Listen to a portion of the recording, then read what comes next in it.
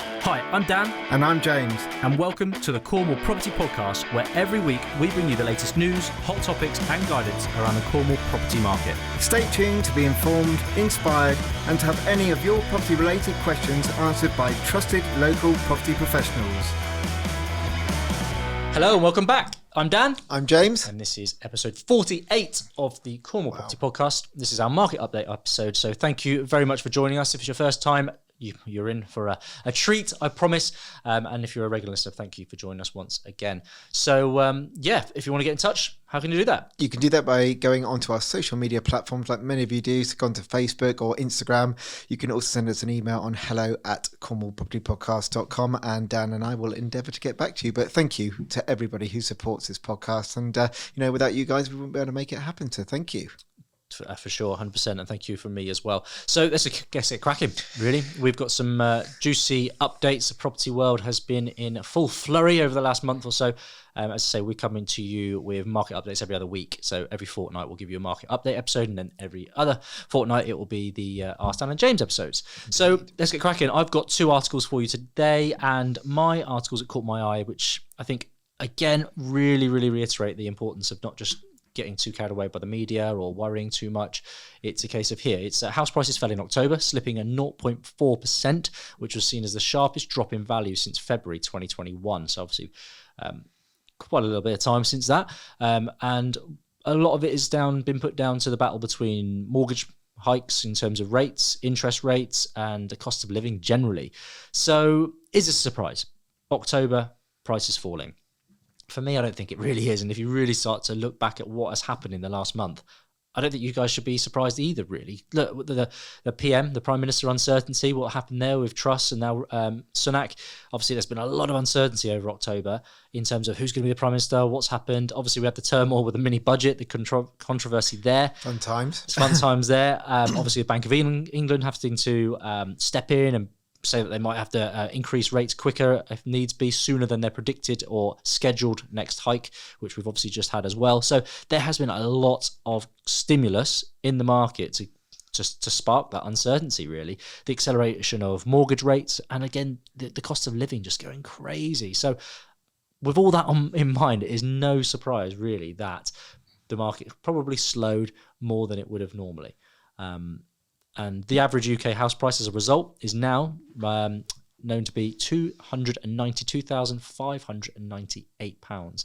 So that's 292,598, and that's down from 293,664, so just over £1,000 difference. So that's in a month difference. And this is all according to Halifax, and they do a regular house price index. Again, the links to these articles are all on the show notes, so please feel free to have a little look on there. But again, if you start looking, and what I want to get across here is this headline is worrying, it will get people nervous, but look at the facts and the bigger picture here. Prices rose 8.3% in the last 12 months from October to October. So they've risen over 8%, okay?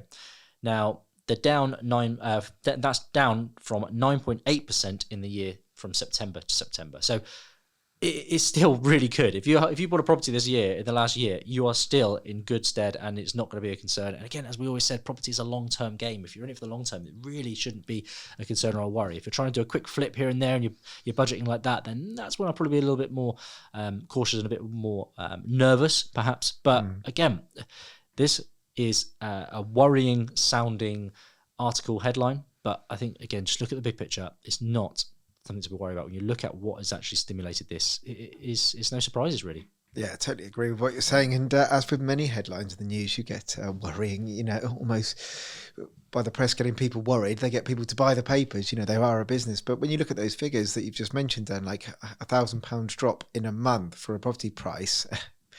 Hello, it's October. Property prices always cool just before Christmas. People are saving, take away what's going on in the government, take away what's been going on with the pandemic, all that type of stuff. It always starts to quieten down. November, it gets a very bleak month, and then people kind of have Christmas, and then they start looking up again probably about February when everyone's broke in the new year. So that, to me, I think that looks like it's perfectly normal, really, that it is cooling at the moment. And, they're saying it's the sharpest drop since 2021. That was the biggest growth that we've seen in decades. So the fact that they're comparing, I'm not saying it's a bad headline, it's not as good headline, but it's just, again, just not to believe everything you read in the press. And 2021, that was a completely different, you might as well just erase that year for property, because it was such an unprecedented, a different time.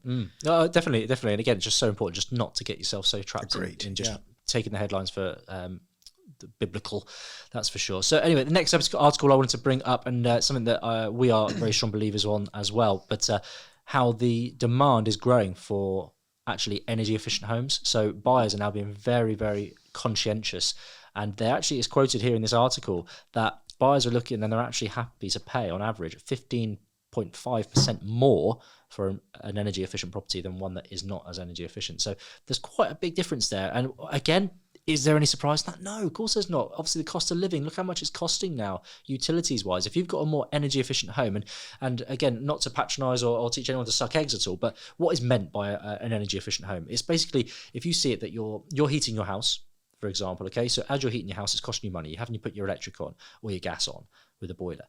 Now, if your home is energy efficient, hopefully it wouldn't lose that heat too quickly, because if it loses the heat that you've just poured into the property quickly, it means you're going to have to put the heating back on again, and it's going to cost you more money. So the idea is trying to get that fabric of the building as thermally efficient as possible.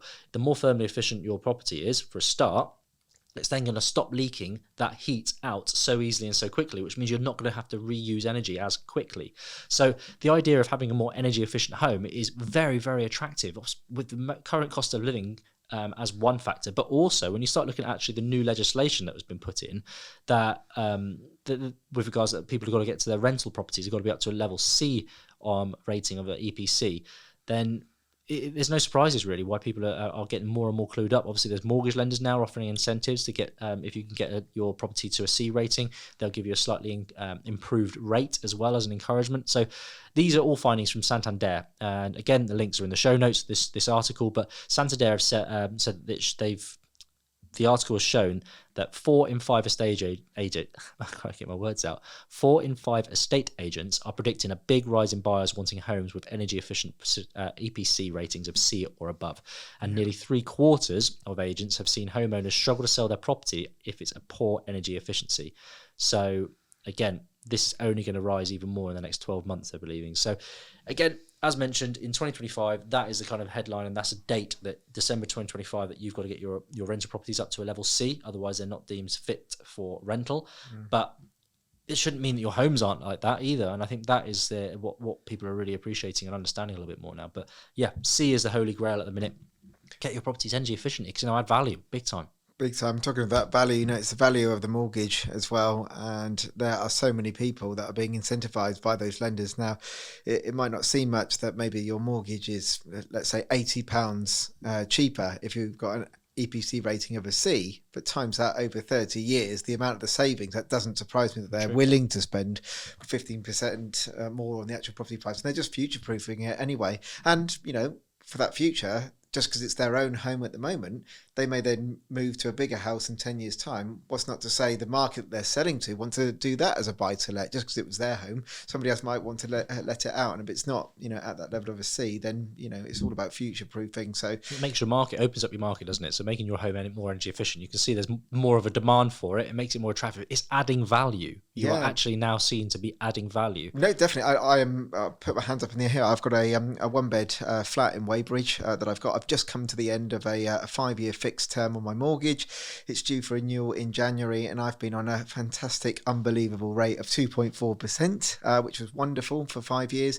And the rates that were coming in for me, we're looking at sort of 6.2% if the EPC rating was where it is at the moment, which was a D. So over the last couple of weeks, I've been upgrading it, doing all the thermals on the external walls, and I've now managed to get a EPC rating of a C, which is great. But on some of the mortgage products, I'm getting 1% less than what I was being quoted before. So for me, it's an absolute no-brainer. And of course, being a buy-to-let, it's got to be a C, coming 2025. So I'm future-proofing. But yeah, mortgage deals are much better. And added value. And we're becoming greener as a country. But I do appreciate it's expensive to do that on a granite cottage in Cornwall. It's not cheap. Definitely. James, what have you got? So, yeah, I've got a couple of headlines that I've got here. One of which was fall-throughs on properties costing the property market £476 million. This was from the Home Buyer Bureau, which I found on mortgagestrategy.co.uk. The article went on to say the number of property sales falling through has increased for the first time since the height of COVID pandemic market boom. According to the House Buyer Bureau, this said the latest index reveals that 78,042 sales are estimated to have been subject to fall through during the second quarter of this year. The latest figures show that the average fall through now costs that are involved with this is £3,209 per transaction, which is quite painful for people that are buying a house and it falls out of bed, and a 2% increase on the previous quarter and a 9% on the annual jump.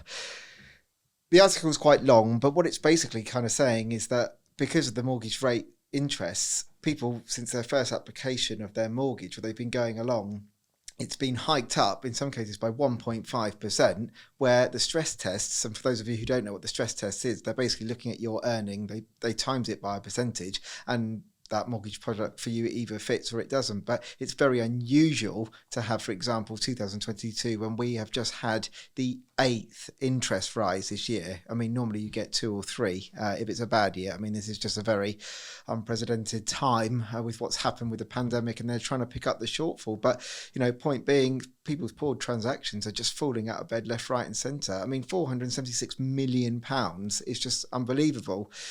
Finalised on the report, the House Buyer Bureau Managing Director Chris Hodkinson says while the volume of fall-throughs had been in slow decline, they started to climb once again in 2022. We expect the upward trend to continue, but the driving factors behind the increase are likely to be very different in the current market. We've seen mortgage rates spiral in recent weeks, and this increased cost will cause many buyers to get cold feet, having already agreed to sell, but not contending with a far higher cost of borrowing. So previously to your kind of headline that you were looking at, Dan, with house prices falling, I think it's not only the people who've been having mortgages and trying to buy the house, and then suddenly they get the mortgage pulled from under them. It's just people who were thinking about buying. They're just like, do you know what? I'm just going to sit on my hands for the next year and see what happens. And that's why I personally, if I was to have a crystal ball, that's why I think the market's starting to cool. But I don't know if you've got any comments on that, or yeah, I think what was it, probably a couple of months ago, we were saying if we were going to be remortgaging right now, we'd probably just put it on a short fixed term mortgage. Yeah. However, at the minute, the way things are panning out and knowing that the mortgage products are actually getting better, more competitive now, I think I probably would just risk it and sit on a variable for maybe a month or two if I could afford to, just to see where this pans out, because I can't see it getting a lot worse. No. Things seem to be getting more competitive at the minute as things are cooling, because mortgage lenders want to lend. It's their business. They need to lend. And if people aren't preparing to lend because they're too concerned, then they need to make their offers, their packages more attractive. So the packages currently out there are only going to be improving, I feel, in the next couple of months. So I probably, if I was in what you said, I think your mortgage is coming up, like in my head, I'm like, well, do I just sit on a variable if I can afford to?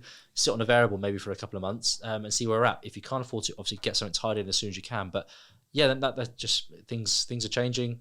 They're getting more competitive and more often the rates are dropping. And they've got to be to make it more affordable. And it's not like inflation is rapidly going down at the moment, and the cost, and the cost of living. And it's not like people's wages are soaring. People are being offered 10 grand more a year. It's just not happening. If that was, then maybe this would balance out. But it's people just aren't going to be able to buy homes, and mortgages can't sell their products. So yeah, watch this space. We will see. My second headline here, which I think this is a really important one, and I do know that there are things in Cornwall, but my headline says 1 in 6 people are too embarrassed to seek financial support. And this was from Bluestone on mortgagestrategy.co.uk. It said 1 in 6 people, 16%, would be too embarrassed to seek financial support should they need it. Well, I think from what we've just talked about, I think many people could do with financial support right now. Hence, the energy companies are offering help with the package for this coming year. The research found that 31% don't think that they would be eligible to receive support, with a further 22% wouldn't even know where to begin, and 11% are worried about the impact on their credit score, which I can understand why they would be. At a time when 24% of UK adults are concerned about their mortgage repayments, the findings also reveal that a lack of awareness and understanding of the support options available. Now, I don't know huge amounts about this, but what I do know from speaking with certain people who really are struggling to get on the housing ladder and the particular types of properties that they're buying, there are lots of grants out there. Like, every LEA, local authority, will give different grants for different things. They've all got different budgets. I know Cornwall historically hasn't been the richest county in the world, but there are grants out there for people that are trying to get on the ladder. And I think it's really important that, hey, we're all in this together. Same storm, different boat. Everybody I've spoken to recently is struggling. Certainly my overheads for our family home is a lot more expensive than what it is. We have to be careful because, hey, life is expensive right now, isn't it? But for those people who really, really are struggling, we're talking not making ends meet and putting food on the table. Just don't be afraid is what I want to put out there as a message. Like, that is help, and this help is for those people who really need it. So have a look if you are struggling at the moment and see what grants are out there, and don't be ashamed of it. God, it's there for taking its taxpayers' money, and how lovely is it that it's there to get that support you might need. Definitely. And if you're listening to this and thinking you're one of those people, you're very welcome to reach out, obviously confidentially, and we can see if we can put you in touch with people that could help. But yeah, it's no surprises. People are struggling. And again, I know I bang the whole spreadsheet drum, but it's so important to be on top of your finances and knowing what you've got coming in and what is going out every single month.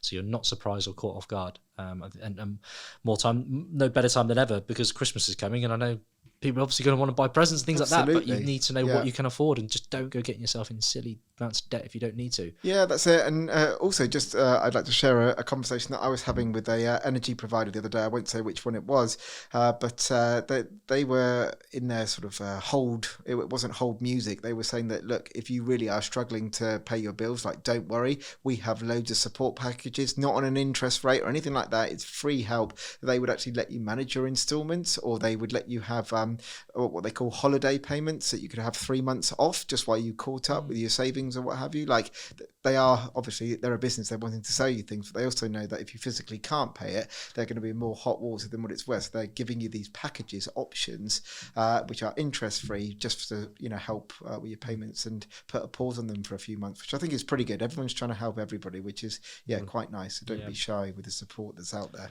Definitely. Well, those are our 4 articles that have caught our eye this week. And again, if you want any links to these articles, have a look, read yourself, go on the show notes or wherever you watched or listened to the podcast, and they'll be on there in the link section. But to round off this episode, we always do our picks of the week. So Dan, I pick a commercial property that's on the market that obviously we could potentially develop or bring some housing to, make it, convert it to residential and bring some housing to Cornwall to help this housing crisis.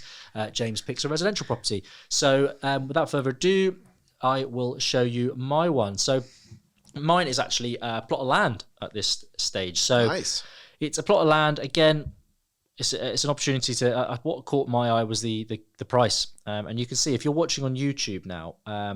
If you had a little look in real time, you can see this. Obviously, if you're on Audible, then you won't be able to benefit from this. But on YouTube, you'll be able to see my screen here on my laptop, and you'll see that I've got a little arrow next to the price. And this little arrow is an app that I've downloaded, and it's known as the Property Tracker. So you can download this. It's like a little bot that goes over Rightmove, and it just highlights when and if any price reductions have happened. So I can see here when I hover over this listing that it was listed originally in August. On the 15th of August, it was listed for 175,000. But now, because I've got this little green arrow, I can see there's been a reduction. Ooh. So the reduction, it's only 2-3 months after the original listing, but it's now dropped £25,000. So it shows me there's a bit of motivation there. So what is it for those that can't see that? It is a plot of land. It's in Sticker, so just outside of St Austell, which is quite an attractive area. Again, it's a great opportunity, an interesting sized or shaped plot of land. It's triangular shaped plot of land, which doesn't necessarily tick everyone's boxes, but it's a great development opportunity. So again, it's got conditional planning for the erection of an executive detached dwelling with its own parking area. It's again a really, really attractive location. I just thought it might nice. Be. I think it looks quite smart, isn't it? There's CGIs, so computer generated images. So CGIs, it gives you a good feel for what it could look like, and the layout of the land. And there's a kind of tiered garden as well. But I really like it, and I know the area fairly well as well. And I think it's a good area too. So yeah, just one that caught my eye. If it's an opportunity, good, you want to build your own place, I think it could be a great little opportunity there, really. Yeah, I like it. Very nice. James, what have you got for us? I have got a nice, I say nice, it needs work, I'm not going to lie, but it's cosmetic. I don't think it's that bad. It's a two-bedroom semi-detached bungalow in Penryn. It's currently on with Desmond & Co. estate agents. And here we have two-bedroom semi-detached bungalow with parking. Although in need of some updating and modernisation, this property is considered to be an ideal opportunity to create a home to your own taste, or even an addition to your rental portfolio. Immediately available with no onward chain. I know these types of properties you would sort of be a little bit worried about kind of Mundic. It's that type of property. However, I am pleased to say it has got a clear Mundic report on it. But yeah, you've got a clean canvas here, really, just to start again. And yeah, nothing really structure in here at all. It's got the garden, it's got the parking. This is screaming to me as what could be a lovely family home in the making, and some value to be added as well. Oh, a lot of value, isn't there? I think it's quite nice. Good location as well. Penryn's. I always want to see a floor plan. There's no floor plan. Yes, I know. I knew you were going to pick up on that, but there's no floor plan. And what also interests me is I find quite interesting is obviously this is Penryn, quite central Cornwall, but the agents are actually Plympton. Which is interesting. So it maybe tells you a little bit about the owner. Perhaps the owners might not be local, or why would they go for a Plymouth or Plympton-based estate agent if they're in Cornwall? So yeah, interesting there. But again, if you're interested, the details are on. Obviously, the links are on the show notes, and it's Desmond & Co. in Plympton, and my commercial property, my land, is on with Your Move in St Austell. So again, get in touch with those guys if you want to find out a little bit more information. But look, that is the end of today's podcast. Thank you ever so much for bearing with us for the On Market update. I hope you've enjoyed it, taken some value, and it's opened your eyes to what opportunities there are out there. And just don't get so wrapped up in the headlines all the time. Absolutely, and don't forget to get in contact with us if you've got any questions, anything property related, or anything that we can help with. And especially, as we've already said, if you're struggling at the moment, do get in contact with us. There are ways that you can get that support, and we don't mind sharing how. You can get in contact with us going on our social media platforms such as Facebook and Instagram, or you can send us an email at hello@cornwallpropertypodcast.com, and we would love to hear from you, and we're always here to help where we can. So that's a goodbye from me. Goodbye from me. Speak to you next time.